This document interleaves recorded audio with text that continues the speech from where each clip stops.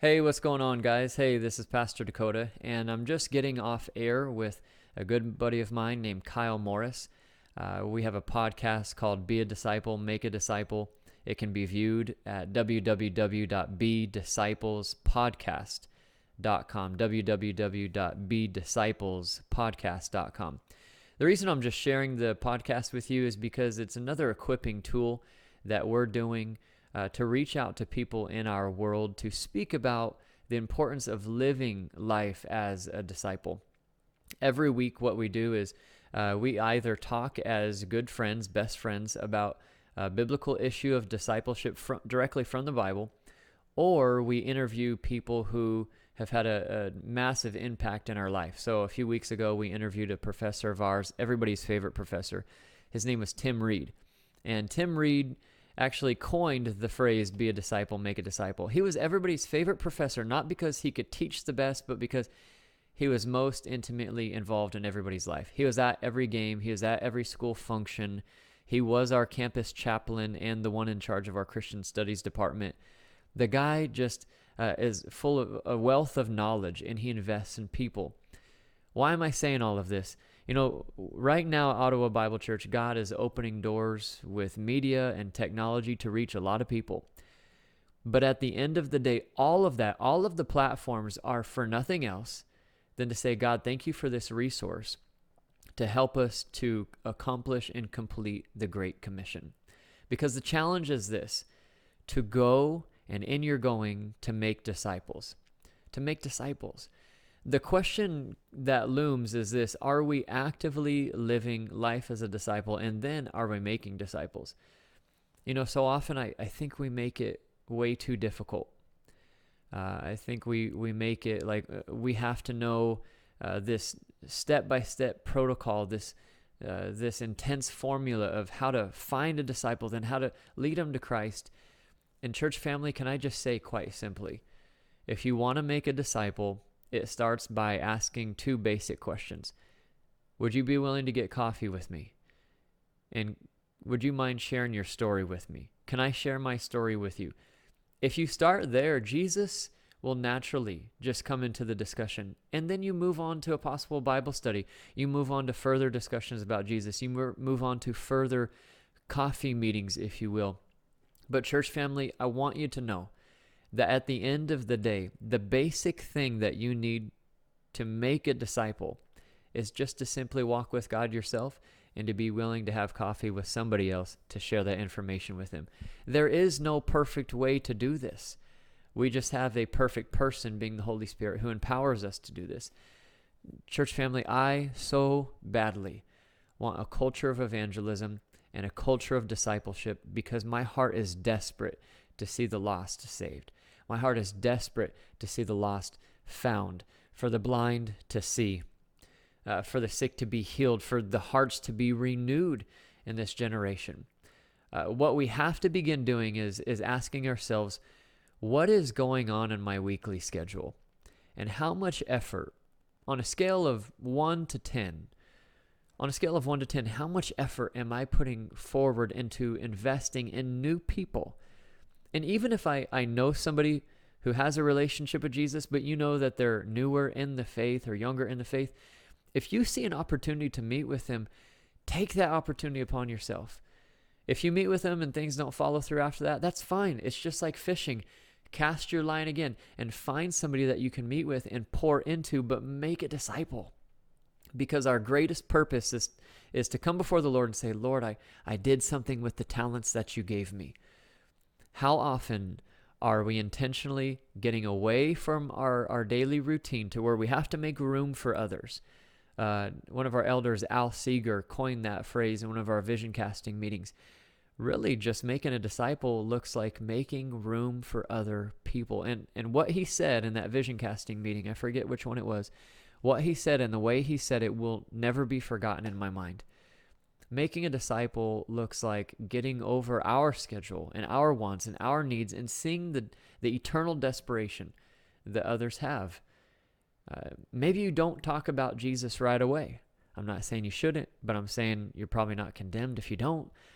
What I'm saying is we need to be willing and ready to invest in people's lives because Jesus told us to live sent. And that's our church vision statement now. That's one thing that came out of the vision casting, is that we as a church want to live sent. And living sent just simply means we are renewing our priorities to find opportunities to tell others about Jesus and to teach others about Jesus. To live sent looks like I'm actively on the lookout. I'm actively on the lookout for finding new opportunities in my day-to-day schedule to invest in other people, those who know Jesus and those who don't know Jesus. But that's making, maturing, and multiply. That's the mission of Ottawa Bible Church, to live sent and to make disciples. Hey, just a few other brief announcements. Thanks for letting me give you my soapbox. Remember, right now we're meeting on Mondays, Wednesdays, and Thursdays for our small groups, and I'm loving what I'm hearing out of these groups. It's been amazing to hear these things out of these groups, just the after the sermon discussions, if you will. I do realize that Zoom, the online platform we're using, hasn't been perfect all the way through. But please realize, for us as leadership, what we're wanting to do is to give it about a month or so to see how people's computers can catch up, they do their upgrades, all the things that you might need. People will naturally learn how to use Zoom and kind of figure out the stumbling blocks that it has. So if there's minor glitches, please be patient. I just don't want to overcorrect and then go to another platform and then we have another issue. So please be patient with Zoom, and please make it a priority to attend in person if you feel led. Another thing is, this coming week we are supporting El Mezcal. They're on Main Street. I love myself some Mexican food. It brings me back to Arizona momentarily. When I walk in, I think of Mexican food. It just does something to my stomach. It makes my tongue salivate. So make sure you go into El Mezcal. Make sure that you support them, being our local business this week. Same again with Maggie's.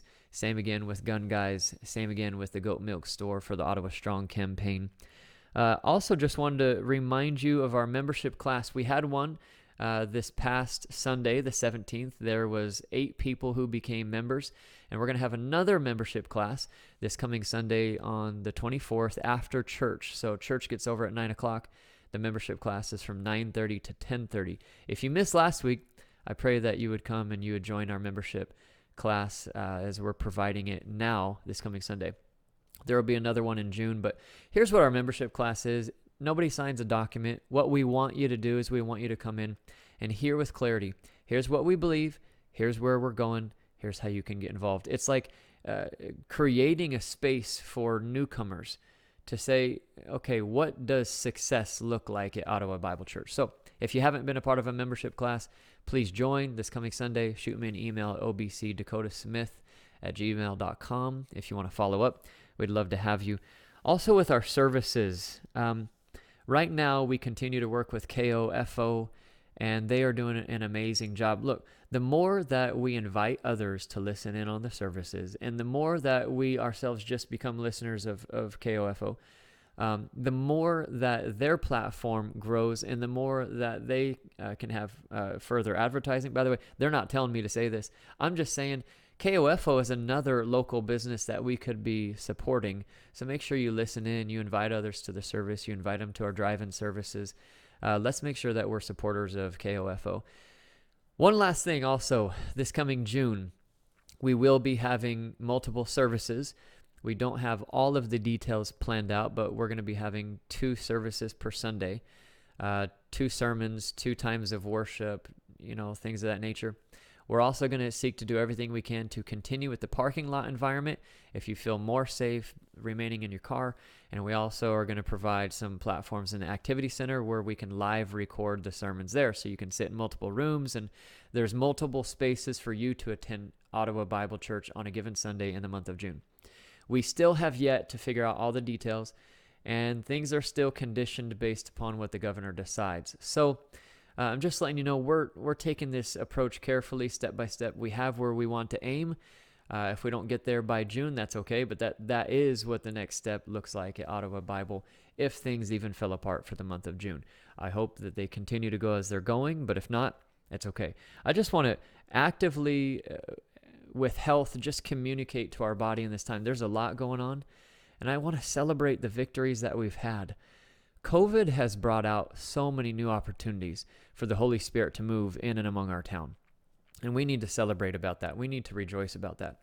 And it's also brought a lot out in us as a church family. New things have happened. We've been challenged to change in some areas just because if you don't change by default because of COVID, then you're not reaching people anymore. You're not reaching your own people. So things have been taking place, and it's just right to celebrate that.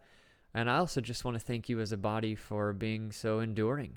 What I'm seeking to do with change truly at the bottom of my heart is just to find ways that we can make Jesus known even more, and we can disciple people more effectively. We're still in the workings of that. We're still trying to build the plane in the air, so to speak, because I've never pastored through a worldwide pandemic. But thank you for just being positive. Thank you for all the positive feedback that you're giving me. This is a tough time in life for me, but my heart rejoices like none other when I just get your feedback. I am so thankful that our church is enduring and remaining positive. Let's continue to love people. Let's continue to pray for people. Continue to be generous. We are dependent on your tithe, so please keep that before you to consistently be a faithful giver to the Lord's work so that you can say with your conscience that you are a part of this mission, and then also participating in things that we're doing like Operation Ottawa. Church family, this is a long church update. But I'm just so grateful for all that God is doing. There was a lot of people there on Sunday. And man, that's another thing to rejoice on. Another thing to celebrate on too. Our sanctuary looks amazing. Our deacon team, oh my goodness, they did an awesome job. An amazing job. The paint on the walls, the foyer, the new cross, the lights behind the cross, it shouts this freshness, this excitement. And man, did they do an amazing, amazing job. Church family, thanks for being a part. God is doing great things at OBC, and invite others to be a part of it. Invite others to the grace of God and what he's doing. Thank you so much for letting me be your pastor. I love you. I'm having the time of my life right now. This is difficult, but I'm enjoying it like none other. It doesn't feel like work in the burdened sense. It feels like work in the garden sense of what it was like before sin entered the world. My heart rejoices at what I'm getting to do and who I get to serve. Thank you. I love you. Have a great day. Thanks for listening in.